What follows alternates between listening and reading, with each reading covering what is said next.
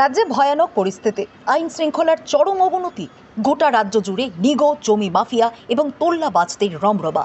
রাজ্যে খুন, ধর্ষণ, নারী নির্যাতন উদ্বেগজনকভাবে বেড়েই চলেছে। অথচ সরকার ও প্রশাসনের কোনো হেলদোল নেই। সামনেই শারদোৎসব, মানুষের হাতে কোনো কাজ নেই, রেগা টুয়েপের কাজ নেই। ভয়াবহ বন্যায় ক্ষতিগ্রস্তরা 1 টাকাও ক্ষতিপূরণ পায়নি। ক্ষতিগ্রস্ত মানুষেরা চরম সংকটের মধ্যে দিন কাটাচ্ছেন। কৃষকদের অবস্থা আরও ভয়ঙ্কর। অথচ সরকার ভাষণ দিয়ে চলেছে। দুর্গোৎসবের আগে শ্রমিকরা বোনাস, অ্যাগ্রিশিয়া কোনো কিছুই সিদ্ধান্ত হয়নি। এই সব কিছুকে সামনে রেখে মোট 9 দফার দাবিতে বুধবার রাজপথ কাঁপালো সিআইটিইউ রাজ্য কমিটি। এদিন ওরিয়েন্ট চৌমুহনী থেকে একটি মিছিল শহরের বিভিন্ন পথ পরিক্রমা করে শ্রম কমিশনারের নিকট ডেপুটেশনে মিলিত হয়। আমাদের মিছিল আজকে যেটা করা হচ্ছে, দুর্গাপূজা এসে গেছে। রাজ্যের অধিকাংশ জায়গায় বোনাস যারা পায়, বোনাসের আইন, এটা কিন্তু আইন অনুযায়ী তারা বোনাস পায়নি। এক্সগ্রেসিয়া যারা পায় সেটাও পায়নি। কিছু শ্রম দপ্তরে মিটিং হয়েছে, কিন্তু অনেক ক্ষেত্রে ফয়সালা হয়নি।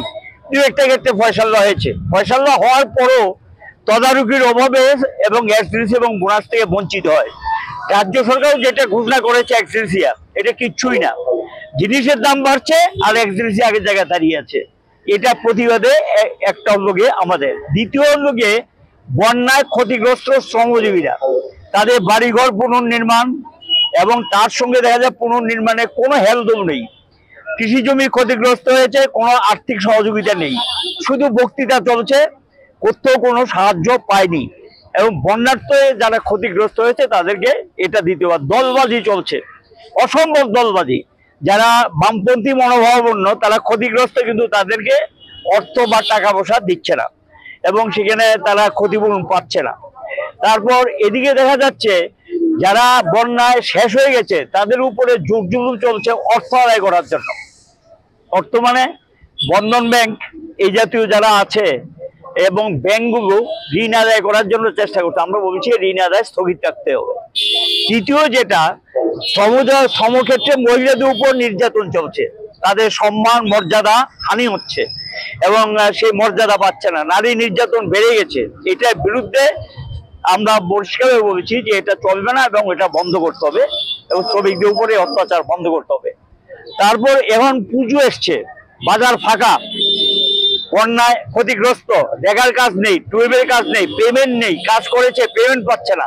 রেগার টুয়েবের কাজ যাতে দেওয়া হয় এটাও আমরা দাবিতে রেখেছি এবং এটার সঙ্গে দাবিতে এসছে রেগার টুয়েবের কাজের পাশাপাশি যেটা আমরা বলেছি যে মজুরি অনেক দিন ধরে পুনর্নির্ধারণ হচ্ছে না।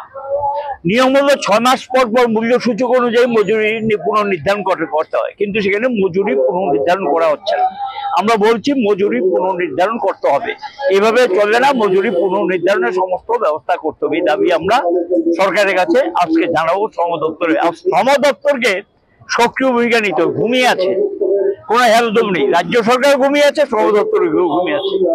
তার সঙ্গে আছে আইন শৃঙ্খলার চরম অবনতি, খুন খারাপি চলছে, নারী নির্যাতন চলছে, টাকা আদায়ের জুলুম চলছে, মোটর স্ট্যান্ডগুলোতে সিরিয়াস অবস্থা, মানে সেখানে চাঁদার জুলুম, তাদেরকে তোলাবাজি, এটা বেড়ে গেছে, অস্বাভাবিক বেড়ে গেছে তোলাবাজি।